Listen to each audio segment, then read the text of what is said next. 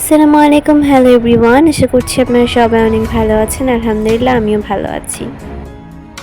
অনেকদিন পরে নতুন আরেকটি ভিডিও নিয়ে চলে আসলাম। আসলে সময়ের ব্যস্ততার কারণে আমি ভিডিও দিতে পারিনি, প্রায় এক সপ্তাহ মতো হয়ে গেল। তো আজকে নতুন আরেকটি ভিডিও শুরু করতে চাচ্ছি এবং আজকের ভিডিওটা কিন্তু সকাল থেকে শুরু করেছি। সকালবেলা ঘুম থেকে উঠে আমি বাইরের ফুলের একটু ভিডিও করে নিয়েছি। আর সকালে আমাদের নাস্তা ছিল নেহারি আর রুটি, দেখতেই পেরেছিলেন নেহারিটা। আর এখন আমার আব্বু আবারও বাজার করে নিয়ে এসেছে। এখন আমার আম্মু মাছগুলোকে কেটে বেছে নিচ্ছে।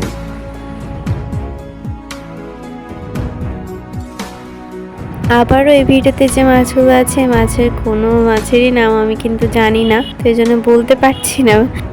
আবার এই মাছটার নাম কিন্তু ঠিকই জানি, এটা হচ্ছে জিয়াল মাছ। তো আমার আম্মু এটা হচ্ছে কেটে নেবেন, এটার নাম আমি জানি না।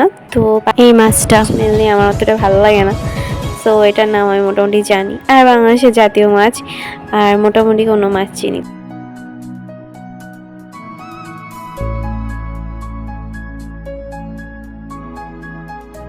আপনারা নিশ্চয়ই গত ভিডিওতে দেখেছেন যে আসলে বাজার করা হয়েছে, মাছ কাটাকুটি সবই ছিল। তো এই ভিডিওতেও মূলত সেটাই আছে, কিন্তু জানি না খুব কম সময়ের মধ্যে আমার আব্বু আবারও মাছ শাকসবজি কিনে এনেছে। তো একটা ব্লগ ভাবলাম হয়ে যাক, এই জন্য আসলে শ্যুট করে নিয়েছি।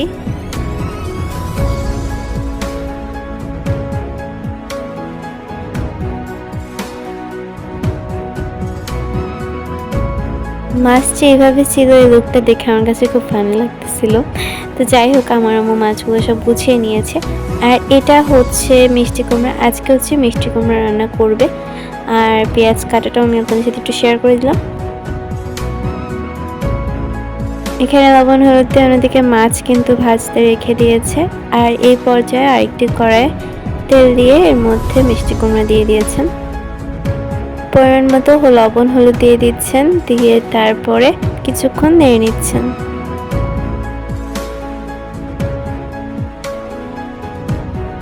এদিকে মিষ্টি কুমড়াটা রাঁধছেন আর অন্যদিকে যে মাছটাও ভাজি করে নিচ্ছেন। মিষ্টি কুমড়া রান্নার এই পর্যায়ে সরিষা, পেঁয়াজ, কাঁচামরিচ আমার আম্মু এখানে বেটে নিয়েছেন, আর সাথে জিরা। তখন এই বাটা মশলাটা দিয়ে আরও কিছুক্ষণ নেড়ে নিচ্ছেন। এরপর পরিমাণ মতো পানি দিয়ে দিবেন যাতে করে এই মিষ্টি কুমড়োটা সিদ্ধ হয়। এখন পরিমাণ মতো পানি দিয়ে সিদ্ধ হওয়ার জন্য ঢাকনা দিয়ে ঢেকে কিছুক্ষণ রেখে দিবেন।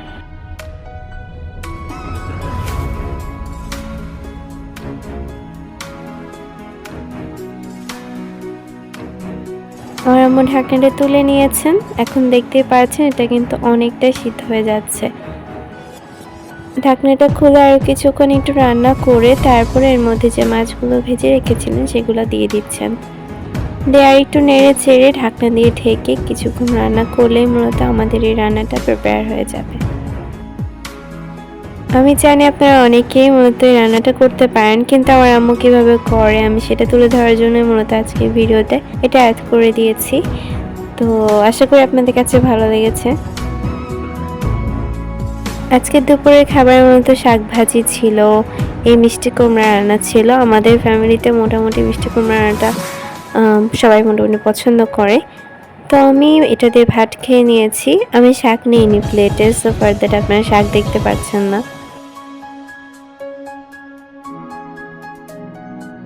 এরপর আরও কয়েকদিন আগের ভিডিও ক্লিপ দেখাচ্ছি। এটা হচ্ছে আমার নানি বাড়ি, আমার নানিদের গ্রামের বাড়ি এটা। তো এই হচ্ছে তাদের খোলার, যেটা কিনা একদম বাড়ির সামনে বলতে পারেন, উঠানটা। তো এখানে বেশ অনেকগুলো গাছ আছে, আম গাছ আছে, ঝাল মানে কি বলবো, বেগুন, অনেকগুলো গাছ আছে, চাল কুমড়া গাছ। আসলে এখানে গ্রামের বাড়িতে মূলত আমার নানিরা থাকেন না, তো এই জন্য আসলে একটু বেশি গাছপালা জন্ম নিয়েছে। তাছাড়াও এমনি আগে ছিল, কিন্তু এমনিতেও বেশি গাছপালা হয়ে গেছে যেহেতু সবসময় থাকেন না। বাট তারা কিন্তু প্রায় সময় গ্রামে এসে বাড়িটাকে পরিচর্যা করে যান। এটা হচ্ছে টমেটো গাছ, কাঁচা টমেটো এখনও ধরে আছে, দেখতে বেশ ভালোই লাগছিল। আর এখানে মূলত আম গাছও আছে। বাড়ির উঠানে আমরা মূলত ছোটোবেলায় খেলাধুলা করে বেরিয়েছি, আমরা এখানেই মানে অনেকটাই বেড়ে উঠেছি। দেখতে বেশ ভালোই লাগে আসলে। আমি আমার নানির গ্রামটাকে অনেক বেশি পছন্দ করি। আর এখানে কিন্তু বড় বড় গাছের মধ্যে অনেকগুলো গাছই আছে, জামরুল গাছও আছে, আমি আপনাদের সাথে একটু শেয়ার করব। তো এখন যে গাছটা দেখাচ্ছি এই যে উপরে, এটা হলো জামরুল গাছ। জামরুলগুলো কেমন বোঝা যাচ্ছে জানি না, কিন্তু রিয়েলি জামরুলগুলো কিন্তু অনেক মজা।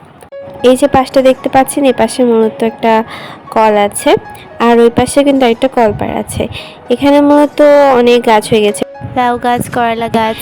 তো এই জায়গাটা ছিল আগে রান্নাঘর, এবং এখানে কিন্তু নিচে পাটি পেরে বসা যেত, আমরা বসতাম। এখন একটু বাইরে চলে আসি। বাইরে এই যে এখানে অনেকগুলো লিচু গাছ আছে, খেজুর গাছ আছে। তো আমরা যাইনি, কিন্তু আমার আম্মু গিয়েছিল আমার নানি বাড়ি মেনলি লিচু আনার জন্য, লিচু খাওয়ার জন্য। যে দেশি লিচুটা থাকে ওটার মতো এখনই হয়, এবং আমার নানুরা নির্দিষ্ট সময় কিন্তু সেটা তুলে ফেলে।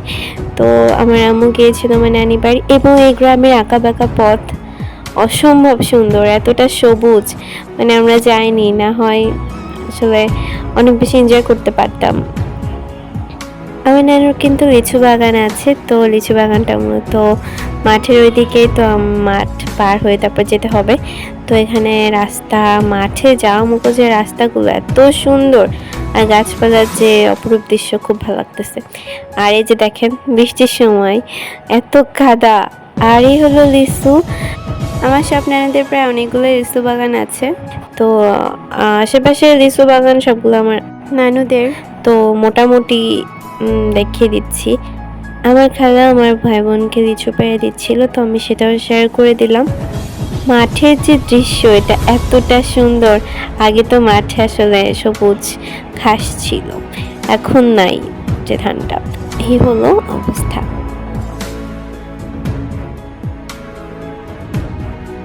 এই হচ্ছে বাগানের ভিতরে, কিন্তু বাগানের ভিতরে কিন্তু খুব ভালোভাবে ভিডিও করা হয়নি, তো এই জন্য আসলে আমি আপনাদের সাথে ডিটেলসে শেয়ার করতে পারলাম না। বাট দেখতেই পাচ্ছেন অনেকগুলোই কিন্তু লিচু ধরে আছে, বাট অন্য বাড়ির তুলনায় এবার একটু কম লিচু হয়েছে, এটা বলতেই হবে। সবাই যতটা বলতেছে, আমার তো কোনো লিচুনের কোনো অ্যামাউন্টের কোনো ধারণা নাই। তো লিচুগুলো মাশাআল্লাহ আলহামদুলিল্লাহ অনেক মজা। আর এই একটা গাছ দেখে মনে হচ্ছে দুইটা মানে পাশাপাশি, বাট একটাই। আজকে ভিডিওতে একটা অনুরোধ করছি, যদি আমার ভিডিওটি আপনাদের কাছে ভালো লেগে থাকে অবশ্যই চ্যানেলটা সাবস্ক্রাইব করে আমাদের পাশেই থাকবেন, এবং একটা লাইক শেয়ার কমেন্ট করতে ভুলবেন না। এতে করে আমি নতুন ভিডিও বানাতে কিন্তু উপকৃত হব। আর এই হচ্ছে আমার মামা আরেকজন হচ্ছে লিচু পাড়তেছিল, তো সেটাও আপনাদের সাথে শেয়ার করে দিলাম। এটা হচ্ছে আমার আরেক নানুদের লিচু, এবং তারা কিন্তু লিচু বেছে নিচ্ছে। এক কথায় আমাদের নানুদের কিন্তু লিচু বাগানের অভাব নেই। তো এটা হচ্ছে আরেকটা নানুদের লিচু বা গাছের হচ্ছে লিচু।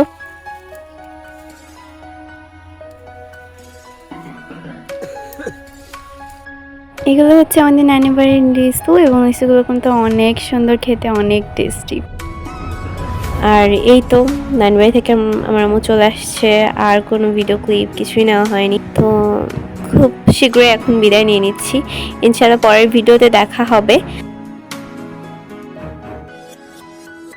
এ পর্যন্তই আসলে ভিডিওটা শেষ করে দিচ্ছি। খুব সুন্দর সানসেট হচ্ছিল, দেখতে দেখতে আপনারা বিদায় নিয়ে নেন। তো সবাই অনেক ভালো থাকবেন, সুস্থ থাকবেন। আল্লাহ হাফিজ।